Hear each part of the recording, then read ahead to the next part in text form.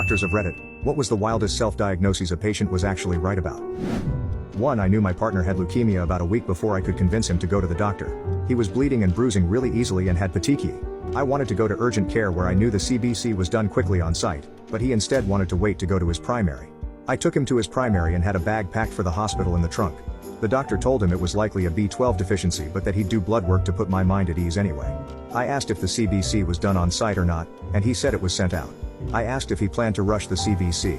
He got very angry and said, "There is nothing the CBC could show that would change my treatment plan." Then he told my partner he needed to stop me from Googling. We got a call that night from the lab that his WBCs were dangerously high and platelets were dangerously low, and I had to immediately take him to the ER. I did, and he was diagnosed with acute leukemia. 2. This is why I usually ask patients what they think is going on or if there is anything they're specifically worried about. Either I get a good idea, or I can figure out a way to make them feel better about their concern. 3. Had a patient who came into the ED with